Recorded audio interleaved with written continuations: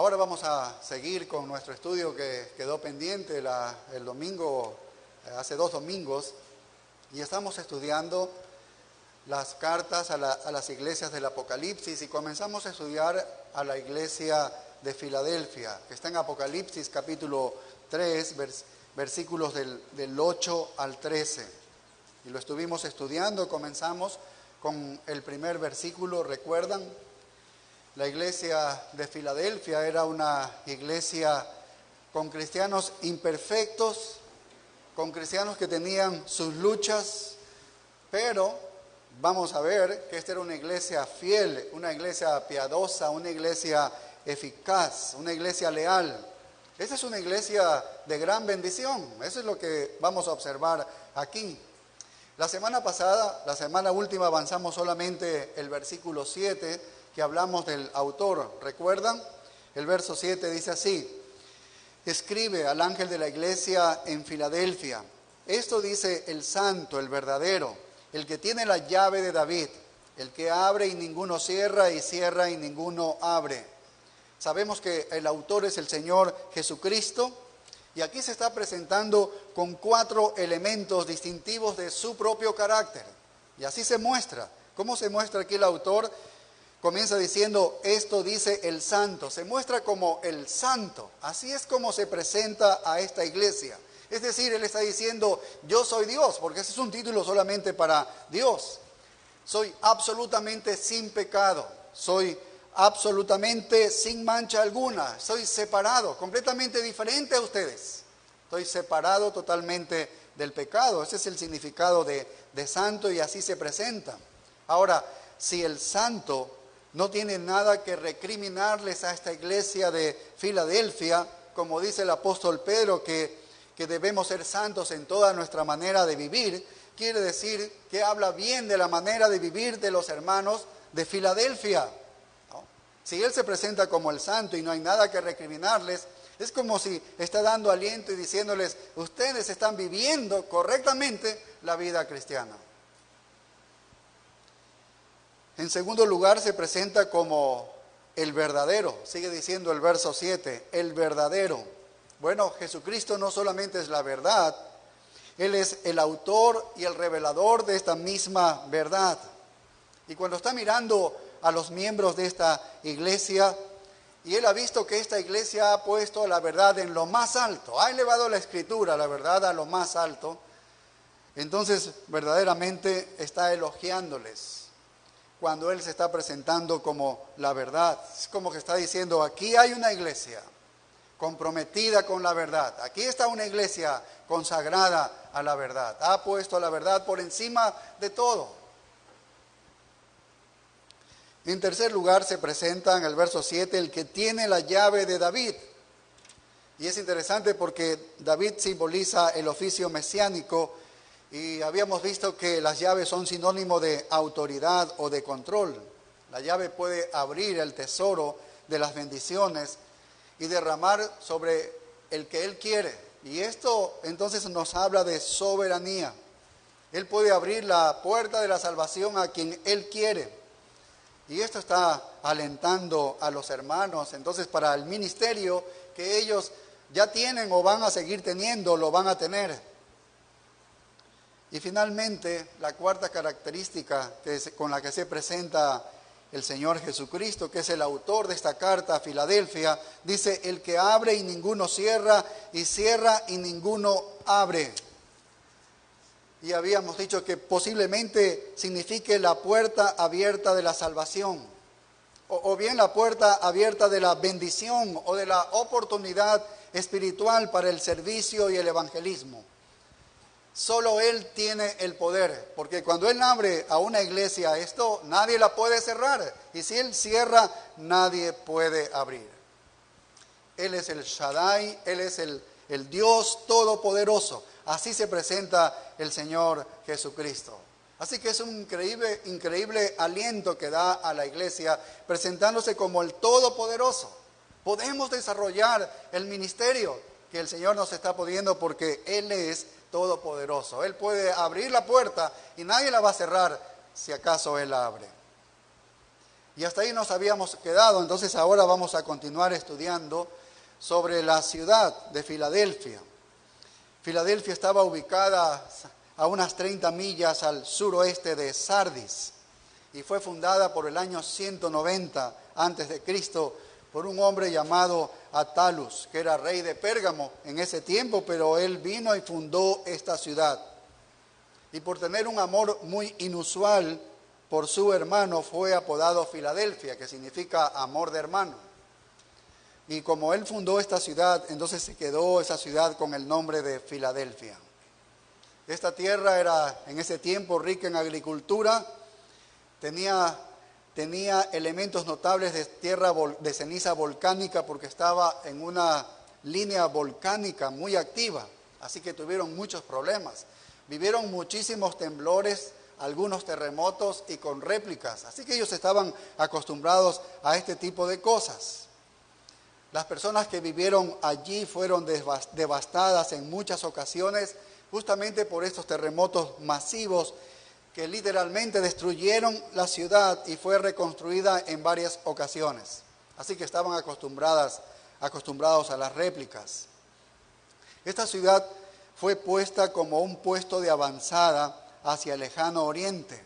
Y lo que querían hacer desde esta ciudad era difundir el lenguaje griego. Y así lo hicieron. En el 19 después de Cristo, la lengua materna de ese lugar murió y el pueblo hablaba ya en griego. Y así empujaron el culto griego dentro de esta ciudad. En el año 17 después de Cristo, un potente terremoto destruyó 12 ciudades en toda esta zona. Afectadas fueron Sardis y Filadelfia. Así que tuvo que ser reconstruido para el tiempo del apóstol Juan, cuando él está recibiendo esta revelación de Dios y escribiendo esta carta para la iglesia de Filadelfia. Aunque este lugar, la verdad es que se estremeció mucho, esta iglesia se mantuvo firme. Eso es lo que vamos a ver, porque esta fue una iglesia fiel. Esto nos lleva a la iglesia y no hay datos de cuándo es que se fundó y quién fundó esta iglesia, pero pensamos, como en el resto de las iglesias, que por el fuerte ministerio del apóstol Pablo, que nos señala en Hechos, capítulo 19 y el verso 10, allí en la ciudad de Éfeso, entonces esta palabra de Dios corrió a muchos otros lugares a través de hombres que regresaron a sus lugares y seguramente allí fundaron esta iglesia de Filadelfia. Si vemos buscar un versículo que hable de la condena o de algún reproche, no vemos absolutamente nada en esta iglesia. Recuerden que solamente 2 iglesias no recibieron ningún reproche. Aquí está Filadelfia, es una de ellas. La anterior fue Esmirna, que ya la hemos estudiado. Entonces pasamos al elogio que hace el Señor Jesucristo en los versículos del 8 al 10. Y comienza con estas palabras en el versículo 8. Dice: yo conozco tus obras. Así que el Señor Jesucristo no necesita leer los boletines de esta iglesia para saber qué obras está haciendo, sino que simplemente nos habla de su omnisciencia. Él está observando todo. Así que Él es el santo, se ha presentado como el verdadero, se ha presentado como el soberano, como el todopoderoso. Y ahora Él está diciendo: yo soy omnisciente porque yo observo todo, yo sé todo de ustedes. Se presenta como omnisciente. Y después de esa mirada penetrante que pone a los miembros de la iglesia de Filadelfia, es interesante porque comienza a dar elogios. Son los elogios que el Señor Jesucristo puede hacer para una iglesia fiel. Y nos interesa a nosotros también, tiene implicaciones para nosotros. Quisiéramos saber qué elogios el Señor puede hacer cuando una iglesia es fiel. Si Él con sus ojos está observando, con su mirada penetrante, Él observa. Entonces, es verdad que no hay una iglesia perfecta, pero Él va a ver una iglesia que es fiel y Él va a dar algunas cosas, va a hablar algunas cosas, algún elogio va a hacer en esta iglesia. Entonces el Señor Jesucristo elogia 4 cosas en esta iglesia de Filadelfia, 4 cosas. La primera observamos allí que dice: aunque tienes poca fuerza, dice, aunque tienes poca fuerza, en el versículo 8. aunque tienes poca fuerza. Esta frase, cuando la leemos así, aunque tienes poca fuerza, deja tal vez de manifiesto que esta iglesia tenía algún tipo de debilidad. Sin embargo, el comentario, siendo un elogio, no puede ser algo negativo. No está hablando algo negativo para la iglesia de Filadelfia. Es un elogio. Está más bien hablando de que tiene fuerza. Está elogiando por la fuerza que tiene. Si vamos a la palabra en el idioma original, vamos a encontrar en fuerza, vamos a encontrar dunamis o dinamis, que significa dinamita. Es decir, tienes fuerza, tienes dinamita. Y la palabra que dice poca en el griego, en el idioma original, es micro, que todos sabemos que significa micro, es algo que es pequeño.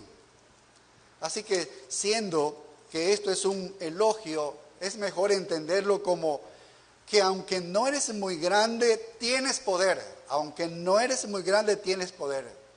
Aunque pequeño, eres poderosa, eres poderoso. Eso es lo que está diciendo, aunque pequeño, eres poderoso.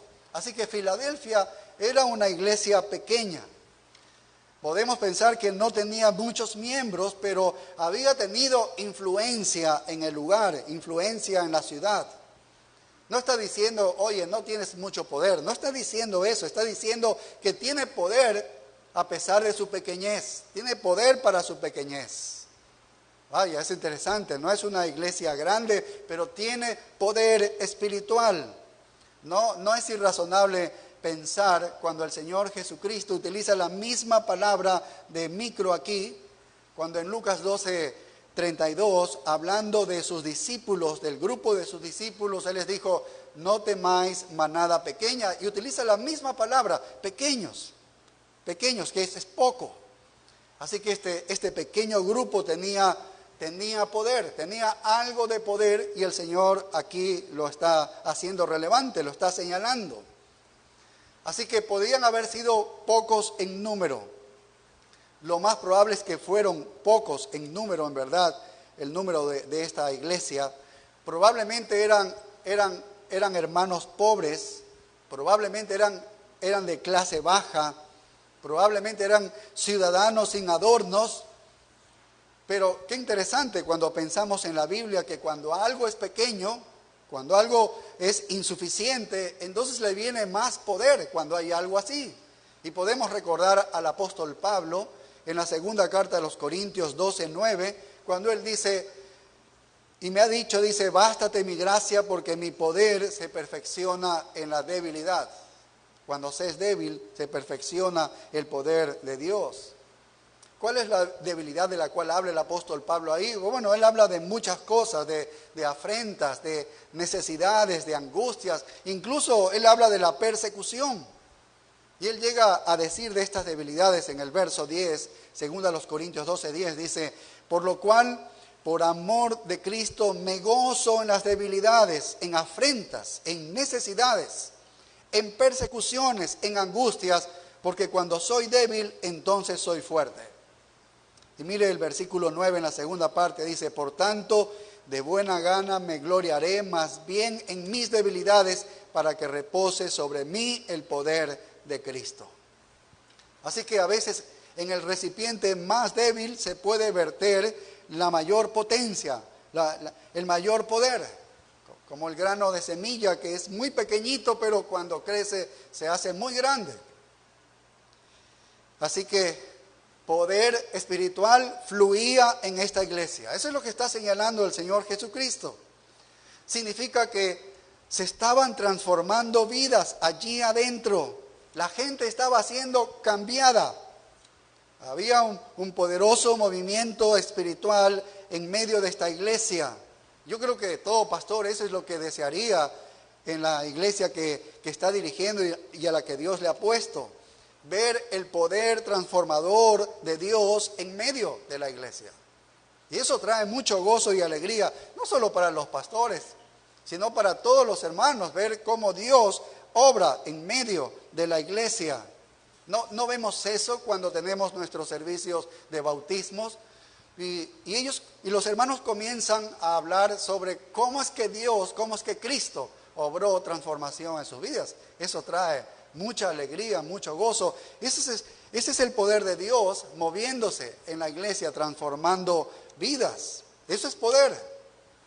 Porque las personas pueden llegar a este lugar, aquí vemos algunas paredes, vemos algunas sillas, todo es físico, un hombre está hablando aquí, como en este momento yo, pero ocurre algo, un poder transformador. Es el Espíritu Santo con su palabra, obrando en la vida de las personas y transformando las vidas. Eso es poder, y eso es lo que había en esta iglesia, y eso es lo que está siendo relevante el Señor Jesucristo en la iglesia de Filadelfia. Dice, hay poder aquí, dice, hay poder, eres pequeña iglesia, pero tienes poder. En segundo lugar, otra característica fundamental en una iglesia que es fiel, mira lo que sigue diciendo el verso 8, dice, has guardado mi palabra, dice, has guardado mi palabra. Y nosotros sabemos que esto de guardar lo que significa es obedecer, es obediencia. Es una iglesia pequeña, pero es una iglesia que tiene poder. Y has guardado, dice, mi palabra. Es decir, mantuviste mi palabra. Esta iglesia estaba atada a las Escrituras, atada a los principios bíblicos, y la ha guardado. Y sabemos que otra palabra para guardar en el idioma original es obedecer. Eso es lo que había hecho esta iglesia, era obediente. Y esta obediencia nos recuerda cuando Jesús definió él mismo la naturaleza del discipulado en Juan 14:23. ¿Recuerdan ustedes? Respondió Jesús y le dijo, el que me ama, mi palabra guardará. ¿Sí ves? El que me ama, dice, mi palabra guardará, y mi Padre le amará, y vendremos a él y haremos morada con él. Entonces, esta es una iglesia, si era obediente, es una iglesia que era salva. Era una iglesia salva. Estas personas obedecieron al Señor. Esta es la característica de todo genuino creyente, de todo verdadero creyente. ¿Qué es? Que obedece la palabra de Dios. El que no me ama, dice, el que no me ama no guarda mis palabras. El que no me ama es porque no guarda mis palabras. Entonces, guardas las palabras del Señor, le perteneces al Señor, ¿sí ves? Si no guardamos las palabras del Señor, no le amamos. Y esto vemos como el apóstol Juan repite también en su evangelio. Recordemos que Juan es el autor, el escritor también humano de este libro. Y en Juan 15:13, él nos da una idea concreta sobre esto. Dice, nadie tiene mayor amor que este, que uno ponga su vida por sus amigos. Y el verso 14 dice, vosotros sois mis amigos si hacéis lo que yo os mando. Es decir, si obedeces las palabras de Cristo, si obedeces la palabra de Dios, dice Jesucristo, dice, entonces tú eres mi amigo. Entonces tú eres mi amigo. Entonces tú eres mi hijo. Entonces tú me perteneces. Eso es lo que está diciendo. Y estas personas, estos miembros de la iglesia de Filadelfia eran obedientes. La palabra fue predicada y ellos la aplicaron inmediatamente. La aplicaron a sus vidas. Eso ha sido emocionante a lo largo de los 10 años que tenemos como iglesia. Recuerdo cuando predicamos años atrás sobre las ofrendas, de lo que habla el Nuevo Testamento sobre las ofrendas, de lo que habla el Nuevo Pacto, los que son salvos por gracia y por fe solo en Jesucristo. Y comenzamos a hablar del sustento bíblico, y que veíamos que el sustento bíblico para la iglesia del Señor no es el diezmo, como lo habla el Antiguo Testamento.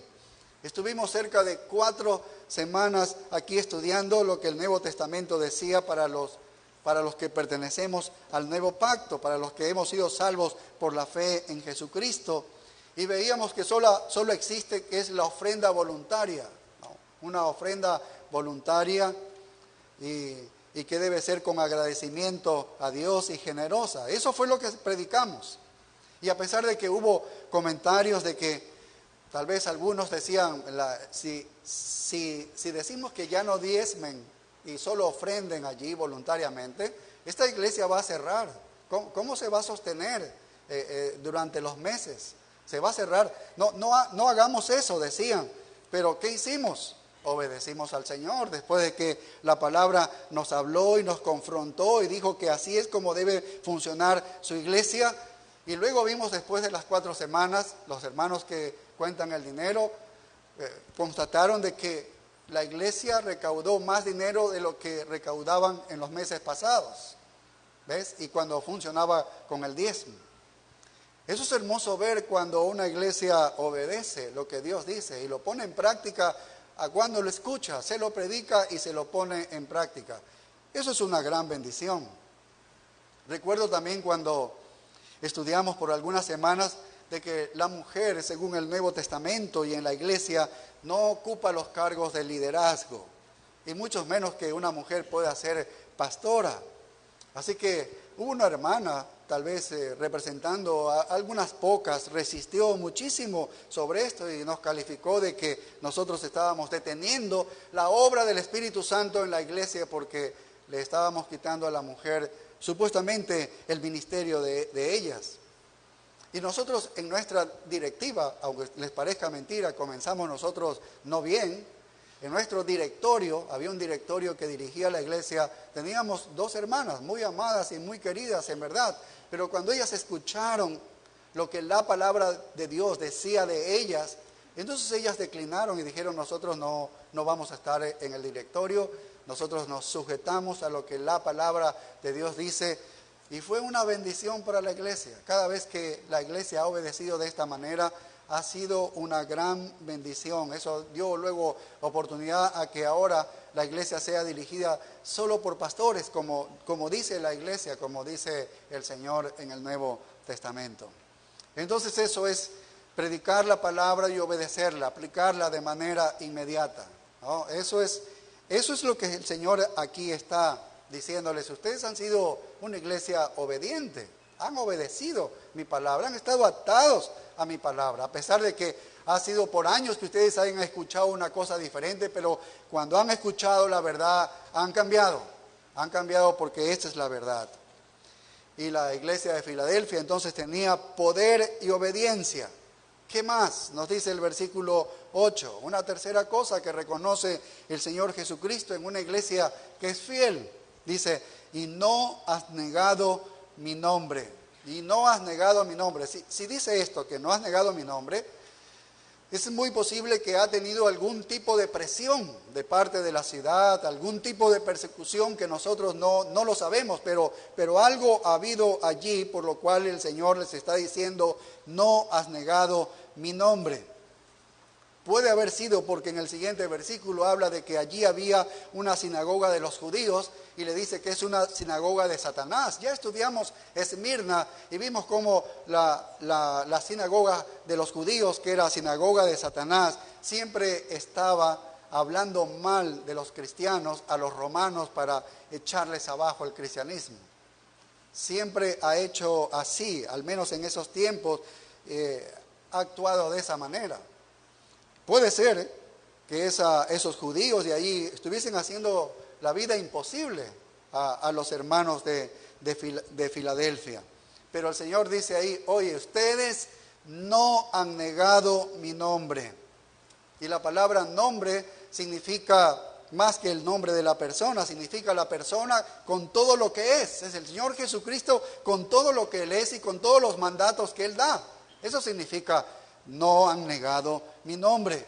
Es como que esté diciendo: cuando yo necesitaba que ustedes anuncien mi nombre, ustedes se quedaron conmigo. O sea, no me negaron, estuvieron al lado, allí fueron fieles, fueron leales. A ustedes no les importó el costo de las cosas, ustedes fueron fieles. Mira en Apocalipsis 14:12. Apocalipsis 14:12.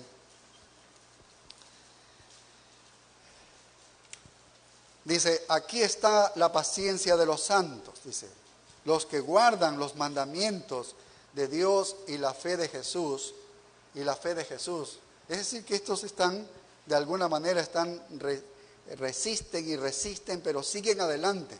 No están negando su nombre. Ese es el nombre poderoso de Jesucristo que está por encima de todo nombre. Ellos no lo negaron. Ellos no lo negaron. ¿Por qué? Bueno, ellos saben que en última instancia los que van a doblar su rodilla será toda la humanidad sobre este nombre, porque estará por encima de todo. Ellos no lo negaron, sabían muy bien que toda persona terminaría arrodillándose, va a terminar arrodillándose delante de este nombre. Ustedes saben de la iglesia La Gracia en Colombia. La iglesia La Gracia en Colombia, un vecino de ese lugar denunció y llamó a un policía de que ahí se estaban congregando. Ustedes en Colombia en las últimas semanas se recrudecieron estas medidas de no reunirse y todo esto. Pero ellos se reunieron, así que llamaron a la policía, fue un policía, salió el pastor, algunos de ustedes lo conocen, Fernando Jaimes, y el pastor le dijo que ellos se congregaban porque la Biblia dice, el Señor Jesucristo dice que la iglesia debe congregarse. Eso fue lo que le explicó al policía.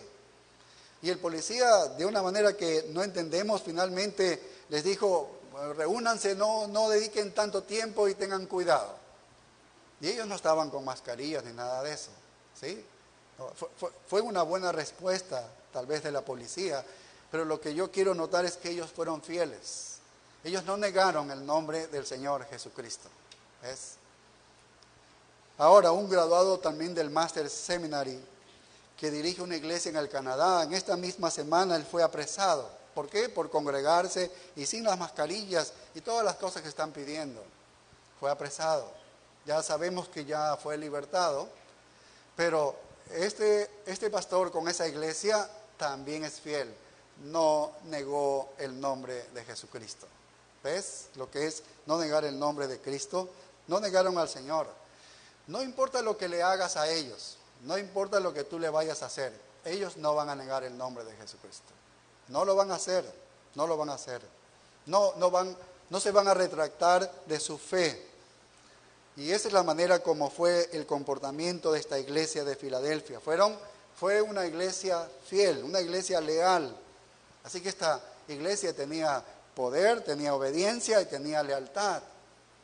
Y finalmente lo que exalta, la cuarta cosa que exalta el Señor Jesucristo de esta iglesia que es fiel, la encontramos aquí en el versículo 10. Apocalipsis 3 y el verso 10. Dice, por cuanto has guardado la palabra de mi paciencia. Dice, por cuanto has guardado la palabra de mi paciencia. Si alguno de ustedes tiene la NBI, es interesante porque la traduce tal vez un poco más claro para nosotros. Pues dice, por cuanto has guardado la palabra de mi paciencia. Nos confunde un poco la palabra paciencia, pero la NBI dice, ya que has guardado mi mandato de ser constante. Has guardado mi mandato sobre ustedes de ser constante. No siempre es fácil ser constante. No siempre es fácil. A veces es muy difícil.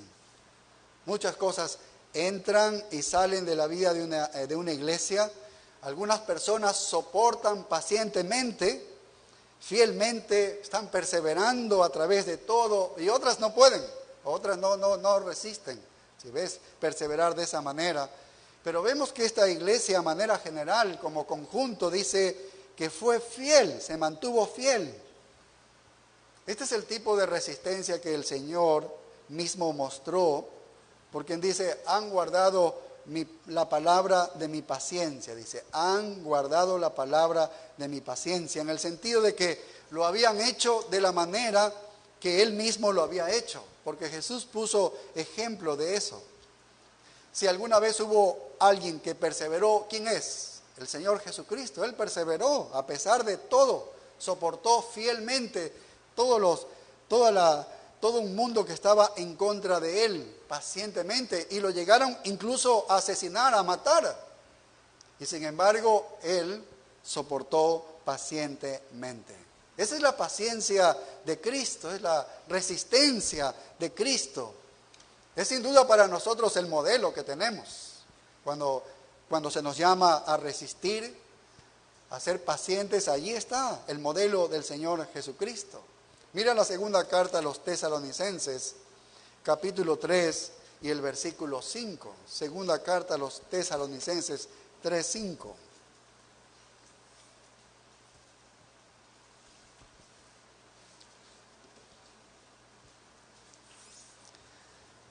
Dice, y el Señor encamine vuestros corazones al amor de Dios. Y mira hacia qué deben caminar. Dice, y a la paciencia de Cristo. Y a la paciencia de Cristo. Aquí está diciendo que esta iglesia había cumplido con la orden de perseverar pacientemente, que es la paciencia de Cristo. Eso es lo que debes imitar, está diciendo. Y Pablo está reconociendo esto de la iglesia de Tesalónica. Entonces, leemos al respecto tantas veces en los evangelios de cómo Jesús pidió que sus seguidores perseveraban. Muchas veces Él está diciéndoles que deben perseverar. Un texto conocido por nosotros, Mateo 10:22. Mateo 10:22. Y nos dice cómo va a ser, que no va a ser fácil, que vamos a encontrar en el mundo mucho ataque en verdad. Pero Él dice, y seréis aborrecidos de todos, dice, por causa de mi nombre. Y eso es por causa del nombre de Él, vamos a ser aborrecidos, mas el que persevere hasta el fin, este será salvo, dice. Mas el que persevere hasta el fin, este será salvo. Entonces esta es una iglesia fiel. Esta es una iglesia fiel. Esta es una iglesia que ha perseverado a través de las pruebas, a través de la persecución, a través de la angustia que han vivido. Los cristianos fieles lo tomaron todo pacientemente, con la esperanza del cuidado de Dios y de la liberación de Dios, esperando a sí mismo en Él. Esa es la manera de ser paciente. No hay otra, porque descansamos en que Él es el que tiene cuidado de todas las circunstancias nuestras. Y esta iglesia fue así, vivió de esta manera. Así que aquí hay una iglesia pequeña, no es una iglesia grande, no es una iglesia famosa, conocida allí en la internet y todo el mundo la conoce. Pero realmente el Señor Jesucristo no habla nada malo de ella, nada escandaloso, no hay nada devastador, no hay nada de qué llamarle la atención, no. Pero esa iglesia tenía poder, era obediente, había lealtad, había resistencia en el cristianismo, había resistencia. Y es interesante que debido a estas características, el Señor le va a dar promesas asombrosas a esta iglesia fiel. ¿Cuáles son estas promesas? Bueno, mira en el verso 8, aquí, vamos a ver dos promesas que le da a esta iglesia por haber sido fiel. En primer lugar dice, he puesto delante de ti una puerta abierta. He puesto delante de ti una puerta abierta, dice, la cual nadie puede cerrar. Qué interesante, ya hemos leído en el versículo 7 algo de esto, ¿no? He puesto delante de ti una puerta abierta, la cual nadie puede cerrar.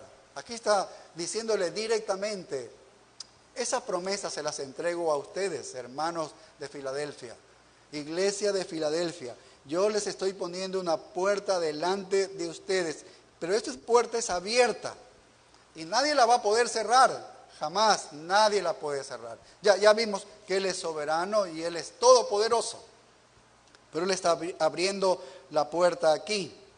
Se relaciona con el versículo 7 que lo estudiamos la última vez y un poco lo hemos tocado ahora al comienzo. Entonces, ¿qué es esta puerta? Esta es la puerta, como dijimos, la puerta del reino de Dios. Es la admisión al reino de Dios. De quién es ciudadano del reino de Dios, esta puerta es lo que determina. ¿Sí ves?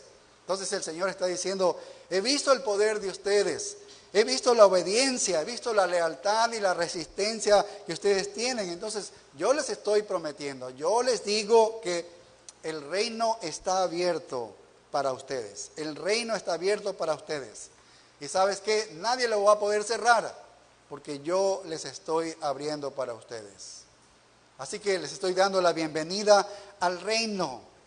Les estoy dando la bienvenida a la esfera de la salvación por gracia a través de la fe. Estos hermanos tenían una gran bendición, ¿no? Porque algún día iban a disfrutar de ese reino mesiánico, terrenal, pero aquí estaba la oportunidad de abrir el reino de los cielos en los corazones de los hombres. Los judíos tal vez podían intentar cerrar esa puerta, pero no iban a poder. Los que vivían allí, los que estaban allí en Filadelfia, esta sinagoga que estaba allí de judíos, ellos pueden tratar de mantener a los cristianos fuera, pueden tratar de mantener a los gentiles fuera, diciéndoles diferentes mensajes del evangelio equivocados, como si tú eres judío es que puedes ser salvo. Si te haces judío, está bien que hayas recibido a Cristo, pero si te haces judío como nosotros, porque tenemos las promesas del Antiguo Testamento, tú serás salvo. Eso es desviarlos del reino a las personas. Eso podían hacer los judíos, pero ellos intentarían, y él dice, cuando yo abro la puerta, nadie la puede cerrar. Esos judíos no van a poder cerrar esta puerta. Entonces, ¿cuál es la promesa? La salvación eterna, la seguridad eterna. Pero aquí hay otro elemento. Recordemos que la llave que se abre puede ser la casa del tesoro. Tal vez está diciendo que hay una puerta, no solo en el reino, sino una puerta abierta a la casa del tesoro donde puedes recoger todas las bendiciones que son tuyas en Cristo Jesús. En Efesios capítulo 1 del verso 13 en adelante, vemos todas las bendiciones que Dios nos ha dado en Cristo Jesús. Son para nosotros. Pero también puede hacer un tercer elemento, como lo vimos la última semana. He puesto delante de ti esta puerta abierta y que nadie la puede cerrar. Y se está refiriendo a la oportunidad del servicio. Le está dando una oportunidad para la labor evangelística. Ustedes van a ser instrumentos de salvación en este mundo. Y estoy abriendo la puerta. Esta es una de mucha emoción espiritual creo para cualquiera de nosotros. Es algo que trae mucha alegría y gozo en el corazón. Hay pastores que durante todo un año no ven a ninguna persona que ha sido transformada, que ha sido convertida. O sea que Dios no ha obrado en la vida de esa persona, en ninguno, ¿no? Hay pastores que pueden pasar un año y no ven nada de eso. ¿Por qué? Dios no ha abierto la puerta, ninguna puerta le ha abierto. Pero donde hay una iglesia que es poderosa, donde hay una iglesia que es obediente, leal, una iglesia que resiste y avanza, entonces el Señor le está diciendo, lo primero que voy a hacer con ustedes es que le voy a abrir la puerta de la oportunidad. Aquí está una puerta abierta. Y es interesante porque cuando vamos al apóstol Pablo, él también está, cuando habla de una labor evangelística, él siempre tiene en la mente, dibuja en su mente y pone la imagen de una puerta. Por ejemplo, veamos en la primera carta a los Corintios 16:9, y nos habla así. Primera carta a los Corintios 16:9.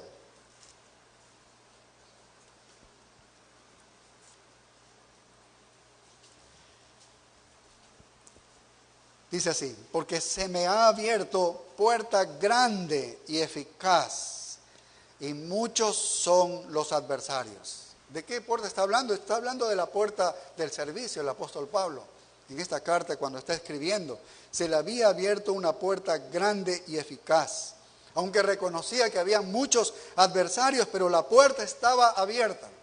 La puerta estaba abierta, así que él estaba allí, no se iba a mover de allí.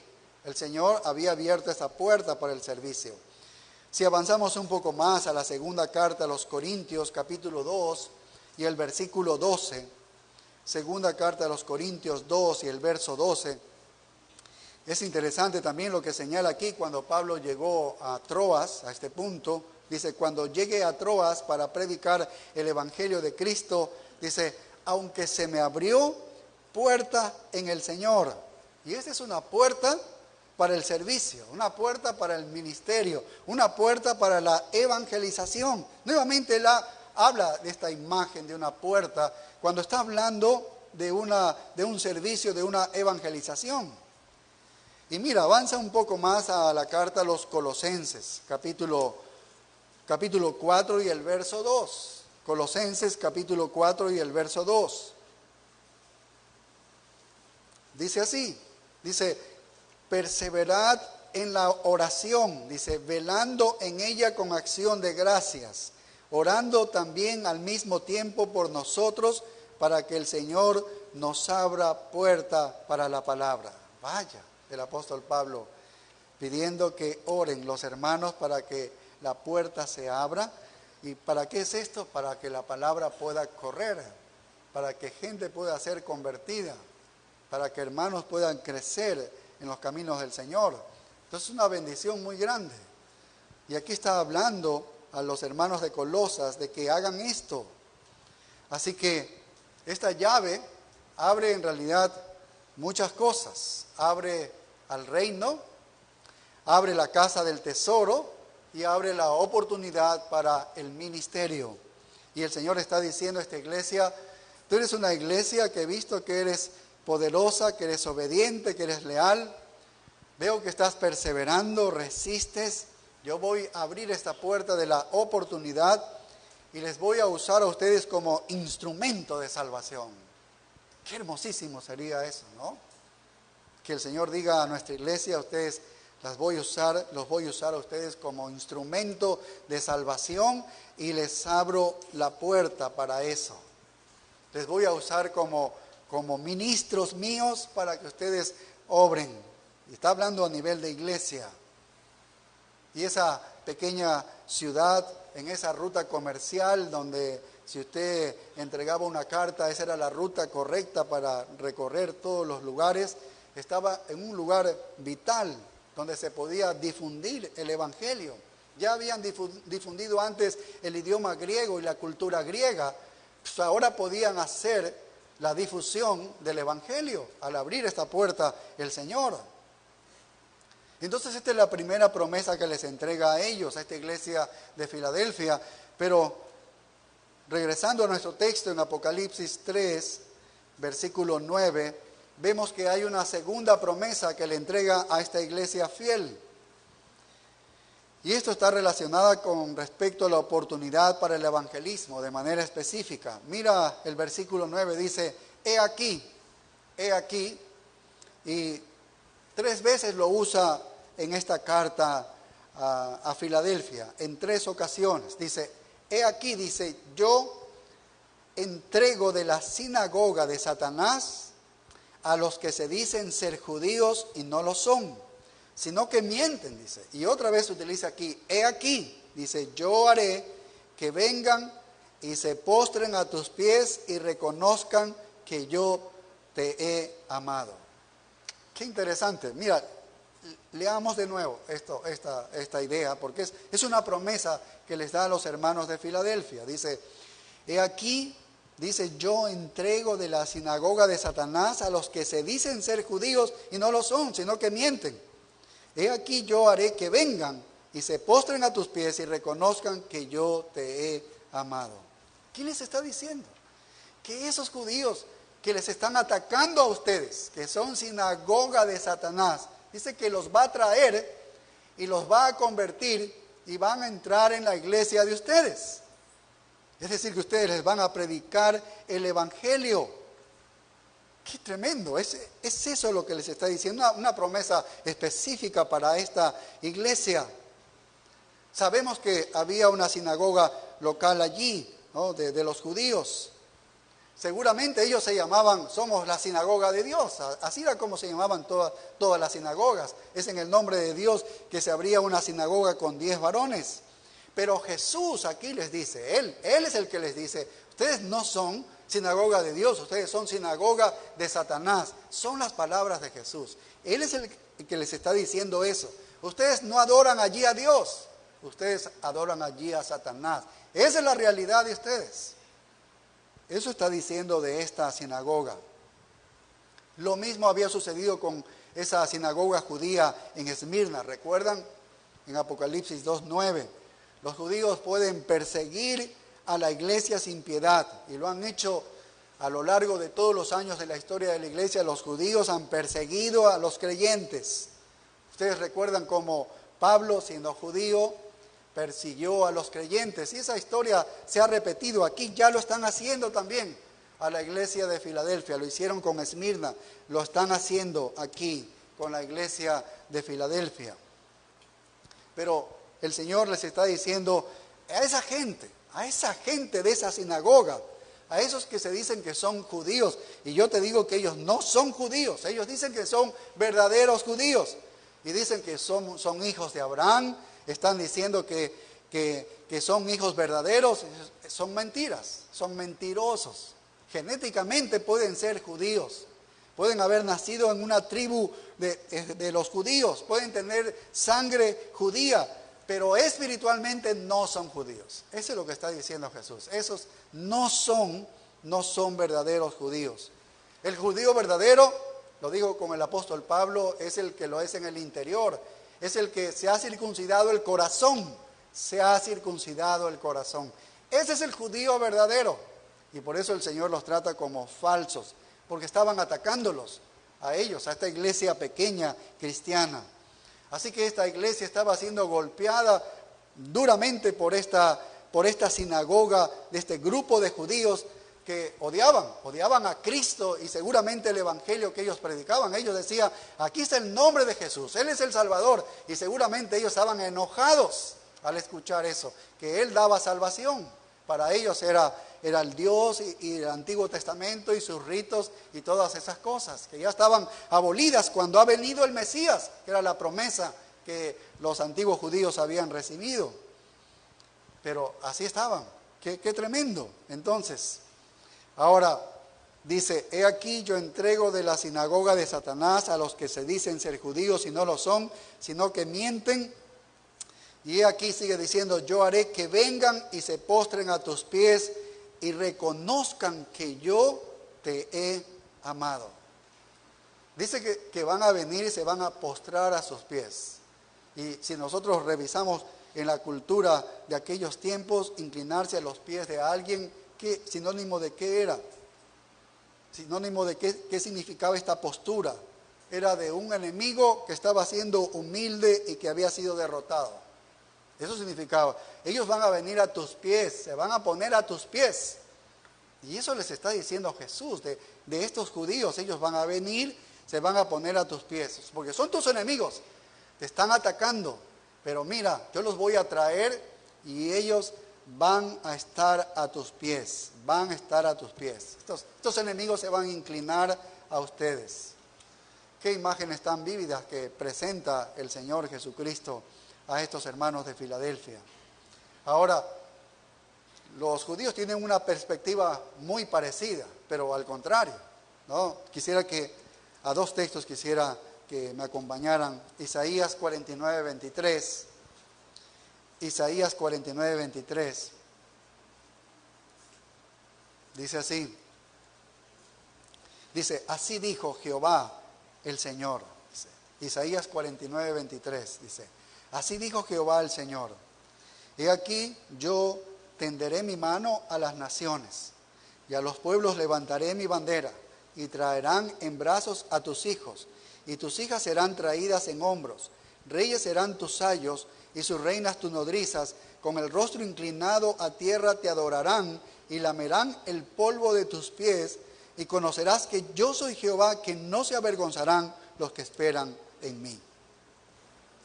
Qué tremenda, es una promesa para los judíos. No, esto no ocurre, va a ocurrir en un momento más adelante, pero los judíos creían que el mundo entero se iba a inclinar ante ellos. Eso es lo que ellos creían. El mundo de los reyes, de las naciones se inclinará, dice, lamerán el polvo de los pies de los judíos. Promesas de Dios para ellos, y ellos lo creían. Y mira Isaías 60:14. Isaías 60:14. Dice, y vendrán a ti humillados los hijos de los que te afligieron. Está hablando de las naciones gentiles que habían afligido y perseguido a los judíos. Dice, y a las pisadas de tus pies se encorvarán todos los que te escarnecían, y te llamarán ciudad de Jehová, Sión del Santo de Israel. ¿Qué está diciendo Isaías? que llegará el día en que el mundo entero se inclinará ante los judíos. Va a llegar un día, el mundo entero va a inclinarse ante los judíos. Pero ¿qué es lo que les está escribiendo Jesús aquí? Está diciendo que ese día, es verdad, todavía no ha llegado, porque ahora los judíos se van a inclinar a los pies de ustedes, cristianos. Es lo que les está diciendo a ellos. Vaya, si eso escucharan los judíos, seguramente si eso escuchaban los judíos, los dientes los moverían así. Están totalmente equivocados. Nosotros nunca vamos a arrodillarnos ante ustedes, gentiles. Ustedes saben el concepto que tiene un judío del gentil, ¿no? Que es la escoria. Jamás ellos pensarían una cosa así. Dice, tú te vas a arrodillar ante mí, es lo que ellos dirían, ¿no? Tú te vas a arrodillar delante de mí. Pero aquí la promesa está invertida. En el tiempo presente, para ellos era que los judíos iban a postrarse a los pies de esta iglesia de Filadelfia. ¿Por qué? Porque ellos eran el objeto de amor. La iglesia de Filadelfia era el objeto del amor de Dios. Y estos judíos, que Dios iba a hacer ese milagro transformador de despertarlos a ellos, algunos de los judíos de esta sinagoga de Satanás, algunas de estas personas de esta sinagoga de Satanás se van a convertir, van a ser salvadas. Eso es lo que está diciendo. ¿Cómo podemos aplicar esto a una iglesia fiel? Bueno, a lo largo de la historia de la iglesia fiel ha tenido un impacto tremendo en los judíos. Y eso lo hemos visto a lo largo de la historia. Aquí lo señala el Señor Jesucristo a esta iglesia fiel. Esta sinagoga de Satanás, algunos de estos los voy a convertir y van a venir a tus pies. ¿Por qué? Porque ellos están viendo que ustedes son el objeto del amor mío. Y ellos dirán, yo quiero ese amor, yo quiero pertenecer a ustedes. Y tendrán que humillarse para ser salvos. Esa es la idea aquí. Históricamente, entonces, esta pequeña iglesia vio convertirse a judíos de esta sinagoga que antes les estaba persiguiendo. Qué bendición tan grande recibió esta iglesia de Filadelfia. Y a lo largo de la historia de la iglesia, judíos han sido convertidos. Han venido y se han inclinado sus rodillas ante la iglesia diciendo, si Dios les ha amado, entonces yo también quiero ese amor. Si yo veo que Dios les está amando a ustedes, yo también quiero ese amor. Desde 1842 en Londres comenzó la Sociedad para la Propagación del Evangelio entre los judíos. Y luego se levantaron otras misiones con este mismo propósito en Noruega, en Suecia, en Dinamarca, en Suiza, en Alemania. Y este movimiento fue por Rusia, fue por Polonia, Letonia, Estonia. Se extendió hasta Italia, España, Portugal, Francia, Bélgica, Hungría, Checoslovaquia. Y entre los años de 1850 y 1900, un tremendo alcance a los judíos y muchos se convirtieron. Y en la misma Palestina, en el año de 1902, 40,000 judíos en Palestina estaban bajo la influencia directa del Evangelio. En el continente asiático, el Evangelio ha ido a los judíos. Ha ido a los judíos en Turquía, en Siria, en Yemen, Irak, Irán, India, Persia. En África también la sociedad judía de Londres entró, en Egipto, en Túnez. Y todos sabemos que también muchos judíos han sido alcanzados con el Evangelio aquí en América. Entonces las iglesias fieles, que son fieles como Filadelfia, son las que el Señor abre esta puerta y hace que el pueblo judío se sienta atraído e incline su rodilla y diga, quiero el amor de Dios que les está dando a ustedes. Qué tremenda bendición. Así que a una iglesia fiel, a esta iglesia fiel, ¿qué le hace? Dos promesas le hace a esta iglesia fiel. Que la puerta está abierta a la salvación y al reino. La puerta está abierta a la bendición y la puerta está abierta a la oportunidad del servicio y la evangelización. Dios posiblemente esté abriendo la puerta a nosotros, a nuestra iglesia, de del servicio de la evangelización. Sería una gran bendición. Hemos visto en este año, hemos tenido algunos bautismos, hemos visto la obra de Dios viva, el poder de Dios moviéndose en medio de la iglesia, ¿no? Convirtiendo almas y aún adolescentes, abriendo los corazones y dando entendimiento y dando salvación. Y la segunda promesa que les da a una iglesia fiel es que sus perseguidores entre los judíos van a inclinar su rodilla a Jesucristo. Y hay otra promesa, es absolutamente abrumadora, es una bendición estudiarla, pero eso lo veremos la próxima semana, Dios mediante. Así que oremos. Gracias, Señor, por la bendición que nos muestras. Gracias por el estudio de tu palabra y cómo muestras, cómo tú das promesas a las iglesias fieles, Señor. Ayúdanos a ser una iglesia fiel. Ayúdanos a que podamos ver la puerta abierta, Señor, y aún nuestras oraciones abocadas, Señor, a pedir que tú nos abras esta puerta para que tu palabra pueda correr a través de nosotros. Es un altísimo privilegio que como iglesia nos consideres tus ministros, Señor, en este mundo que está oscuro y apagado, en este mundo que está lleno de incertidumbre y de confusión, lleno de inmoralidad. Padre, ayúdanos a alumbrar lo más alto, ayúdanos que tu palabra esté en lo más alto, que es lo que trae luz. Trae luz, Señor, a este mundo y a través de nuestras vidas, para que el mundo pueda ver y decir, yo quiero el amor de Dios, como en esta iglesia, Señor. Padre, gracias te damos. Ahora vamos a estar con mucha bendición tuya derramada al tener este tiempo especial de comunión contigo, Señor, recordando la muerte de nuestro Señor Jesucristo como si ocurriese el día de hoy, a través de estos elementos que tú nos has mandado como un recordatorio y de mucha bendición para nosotros. En tus manos quedamos en el nombre glorioso de Cristo Jesús. Amén. Bien, pedimos a nuestros hermanos que puedan ver a sus hijos y los puedan traer.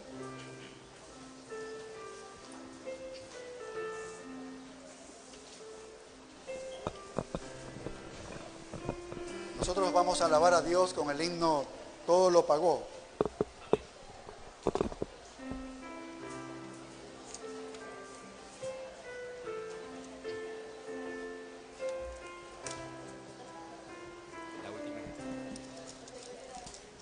Oigo hablar al Salvador, hay poca fuerza en ti, vela hijo en oración, y tú todo haya en mí, todo lo pagó, todo debo a él, el pecado me manchó, mas Cristo me lavó, pues no puedo merecer tu gracia demandar, mis pecados lavaré, en tu sangre blanquearán. Todo lo pagó, todo debo a él, el pecado me manchó, mas Cristo me lavó. Cuando ante el trono esté, en pie completo en él, por su amor me salvó, con mis labios aún diré, todo lo pagó, quien por mí murió, mis pecados se lavó,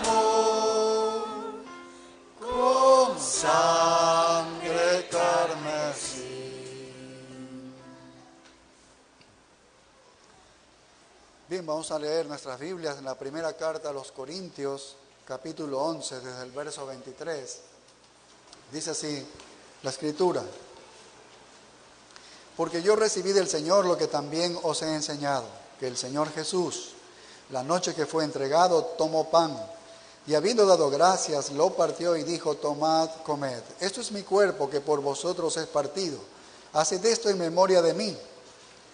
Asimismo tomó también la copa después de haber cenado, diciendo: esta copa es el nuevo pacto en mi sangre, haced esto todas las veces que la bebiereis en memoria de mí.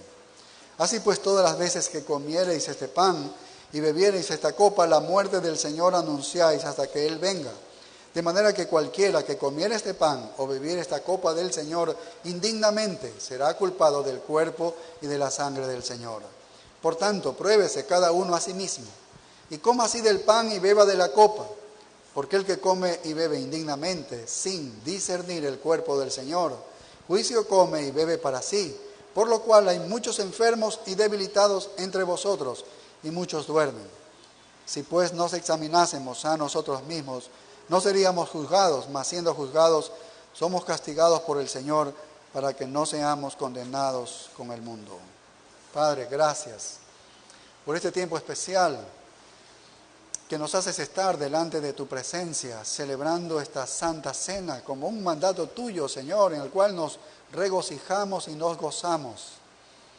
Padre, porque recordamos de una manera vívida la muerte, el sacrificio de nuestro Señor Jesucristo, que tomó nuestro lugar para que nosotros estuviésemos aquí con esta vida espiritual, con esta esperanza en nuestros corazones, caminando y transitando en este mundo, Señor, siendo ministros tuyos para predicar este evangelio que salva vidas, que tiene poder para transformar las vidas. Qué alto privilegio que nos has dado, Señor, sacándonos del pecado, de la inmundicia, del lodo del pecado, Señor. Y estamos agradecidos a ti, estamos regocijados. Permítenos gozarnos en todas estas cosas, estas acciones, estos elementos que representan esta obra magnífica de Cristo en la cruz por nosotros. En tus manos quedamos en Cristo Jesús. Amén. Bien, llamamos a nuestros hermanos que nos ayudan con repartir en las mesas, que por favor repartan, pueden tomar el pan y repartirlo mientras alabamos a Dios con el himno comprado por sangre.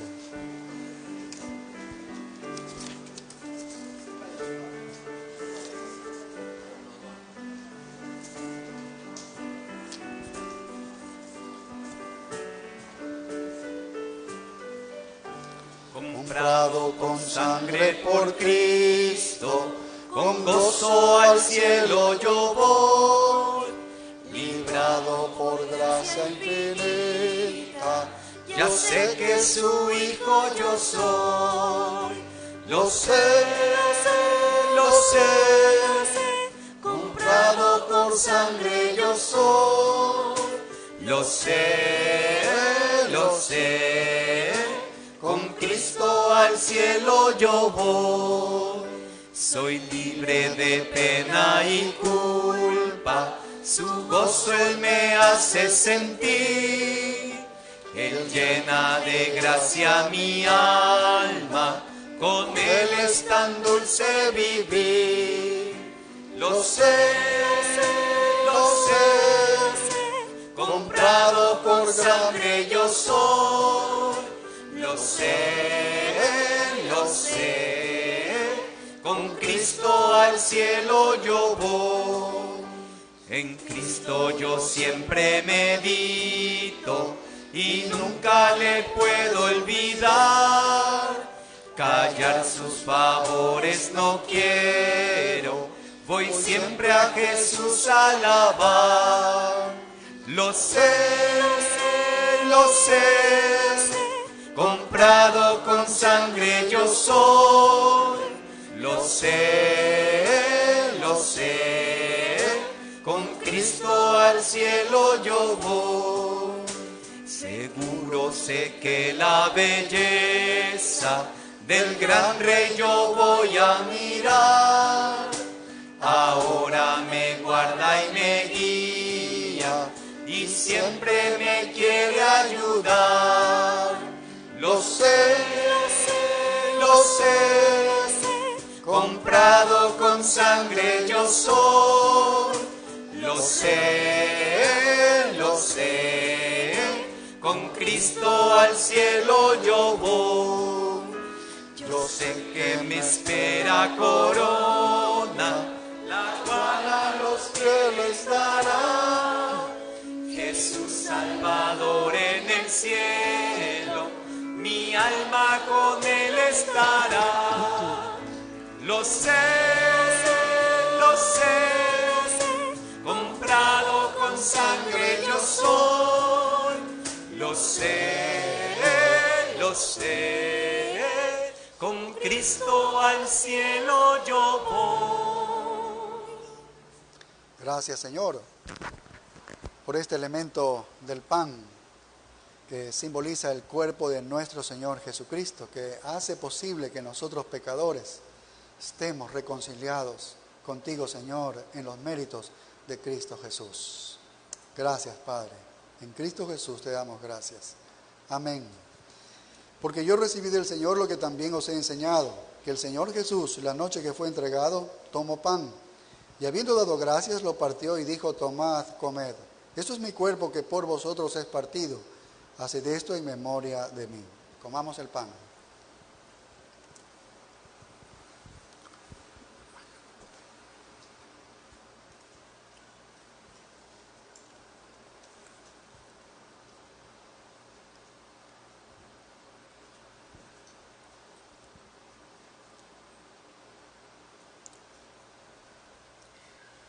Nuestros hermanos ahora van a tomar las copas y van a repartirlas, mientras nosotros alabamos a Dios con... Hay un precioso manantial.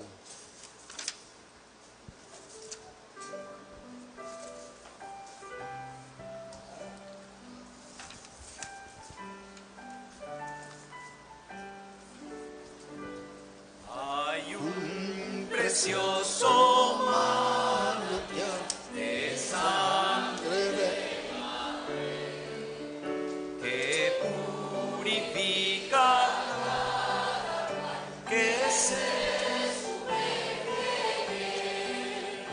que se sumerge en él, que se sumerge en él, que purifica cada cual, que se sumerge en él. El malhechor se convirtió pendiente de una cruz. Él vio la fuente y se lavó, creyendo en Jesús, creyendo en Jesús, creyendo en Jesús. Él vio la fuente y se lavó, creyendo en Jesús.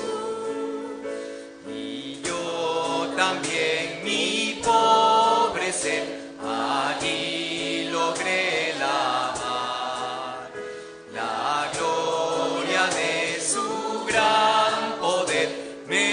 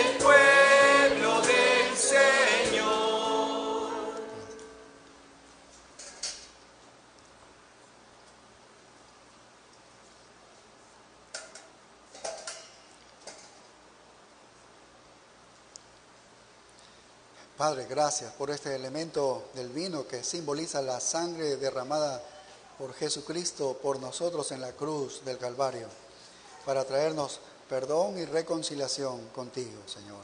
Estamos agradecidos a ello. Gracias te damos en Cristo Jesús. Amén. Asimismo, tomó también la copa después de haber cenado, diciendo: esta copa es el nuevo pacto en mi sangre. Haced esto todas las veces que la bebiereis en memoria de mí. Así pues, todas las veces que comiereis este pan y bebiereis esta copa, la muerte del Señor anunciáis hasta que Él venga. Bebamos de la copa.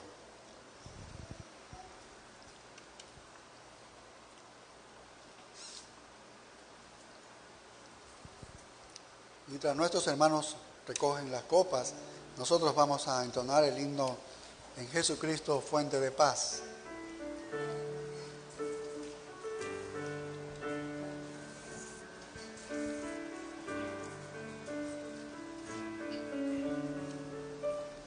En Jesucristo,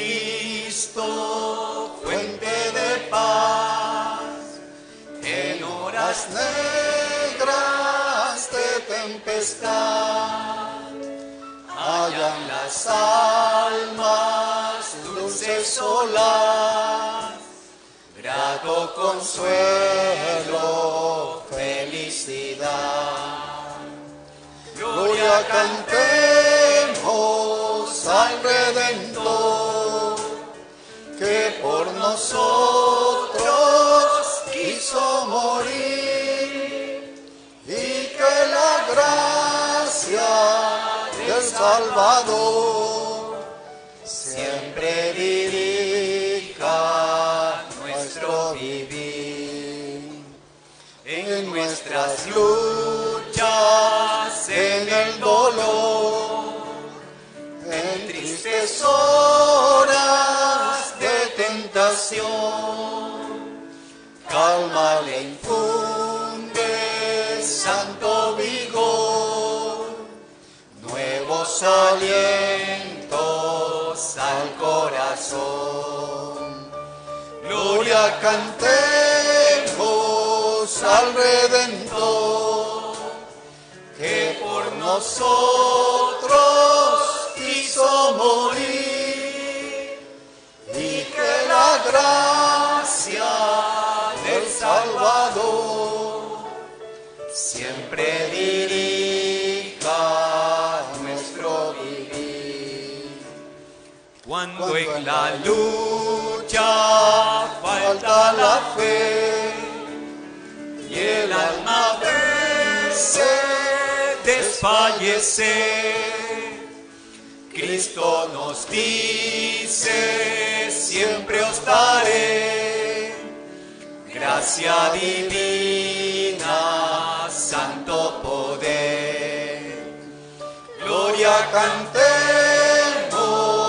al Redentor, que por nosotros quiso morir, y que la gracia del Salvador siempre dirija nuestro vivir. Gracias, Señor, por este tiempo en tu presencia. Señor, por la Santa Cena, este tiempo de comunión en la que disfrutamos, Señor. Ahora llévanos con tus más ricas bendiciones. Te lo pedimos en Cristo Jesús. Amén.